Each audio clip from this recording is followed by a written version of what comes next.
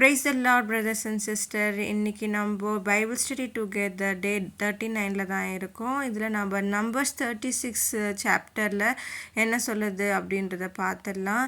அதுக்கு முன்பாக இன்னொரு விஷயம், இது எங்கள் வீட்டு தோட்டத்தில் ஜீசஸ் எங்களுக்கு கொடுத்த கிஃப்ட்டு. இந்த ஒயிட் ஃப்ளவர் ரொம்ப அழகாக இருக்குது பாருங்கள். ரொம்ப பெரிய சைஸு ஃப்ளார். இதை உங்ககிட்ட காமிக்கணும்னு எனக்கு ஆசையாக இருந்தது. நான் டெய்லி பைபிள் வர்சஸ் எல்லாம் படிக்கும்போது இந்த மாதிரியான ஃப்ளவர்ஸ் எங்கள் தோட்டத்துலேருந்து வைத்தோ இல்லைன்னா ஒரு டெக்கரேஷன் மாதிரி செய்தோ நான் ஒவ்வொரு வீடியோவும் போடுறதுல எனக்கு ரொம்ப ஹாப்பி. ரொம்பவும் உங்களுக்கும் பார்க்க பிடிக்கும் அப்படின்னு நினைக்கிறேன். சரி, நம்ம அதிகாரம் 36 பார்த்துடலாம். இதில் செலோப்பியாத்தின் மகள்கள் எப்படி நிலத்தை பெற்று வேறொரு கோத்திரத்தில் திருமணம் செய்து கொள்ள முடியும் என்பது பைபிள் சொல்லுகிறது.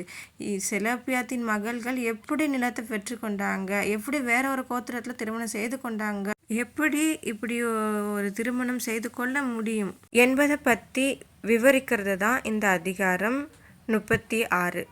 அடுத்ததா உபாகமத்தில் 1வது அதிகாரம் என்ன சொல்லுது அப்படின்னா, மோசே இஸ்ரவேலர்களை கானான் தேசத்திற்கு அழைத்து சென்ற கதையை சொல்லுகிறது. இதில் மக்களுக்கு கடவுள் கொடுத்த அறிவுறுத்தல்களும் அடங்கும். இந்த அதிகாரத்தில் மோசே இஸ்ரவேல் மக்களை கானான் தேசத்துக்கு எப்படி அழைச்சிட்டு போனாங்க அப்படின்ற கதையை விவரிக்கிறது தான் இந்த அதிகாரம் 1 உபாகமத்தில்.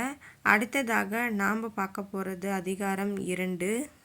இதில் இஸ்ரவேலர்கள் தங்கள் உறவினர்களான ஏதோமியர்களின் தேசத்தின் வழியாக செல்லவும் மற்றும் அவர்களுடன் சண்டையிட வேண்டாம் என்றும் கர்த்தர் கட்டளையிட்டது இதில் அடங்கும்.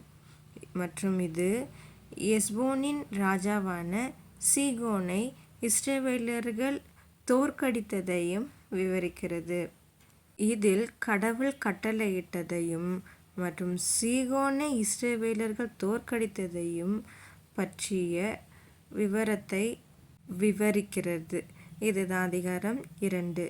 அடுத்த உபாகமம் 3 என்ன சொல்லியிருக்கு அப்படின்னா, அதாவது இஸ்ரவேலர்கள் பாசானின் ராஜாவான ஓகை கைப்பற்றியது மற்றும் அவர்கள் அவருடைய படையை தோற்கடித்து அவருடைய பிரதேசத்தை கைப்பற்றியது மற்றும் அர்கோ பகுதியில் இருந்த 60 கோட்டைகளை கொண்ட நகரங்கள் உட்பட மற்றும் நகரங்களை முற்றிலுமாக அழித்து மற்றும் அவற்றின் பொருட்களை கொள்ளையடித்தது எப்படி என்பதை விவரிக்கிறது.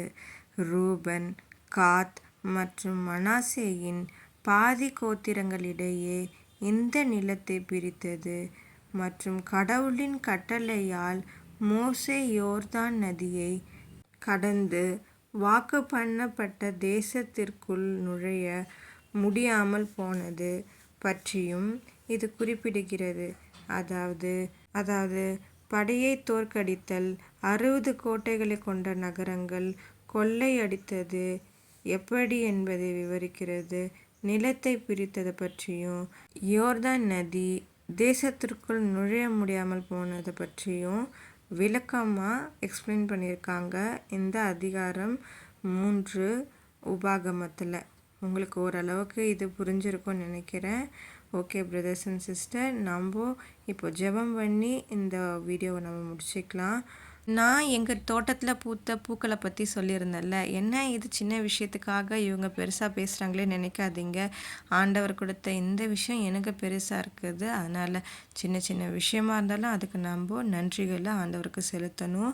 ஓகே பிரதர்ஸ் அண்ட் சிஸ்டர், நம்ம ப்ரே பண்ணலாம். அப்பா பிதாவே, உமக்கு ஸ்தோத்திரம். எங்களை ஆசீர்வதிங்க. தினமும் எங்களுக்கு நீர் கொடுக்குற ஈவுக்காக கோடான கோடி நன்றிகள்.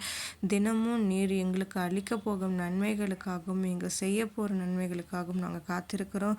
இயேசுவே, எப்பொழுதும் உம்முடைய வேத வசனத்தை தியானிக்க எங்களுக்கு கிருபை தாங்க இயேசுவே. ஆமேன். ஓகே பிரதர்ஸ் அண்ட் சிஸ்டர், அடுத்த வீடியோவில் பார்க்கலாம். Subscribe channel.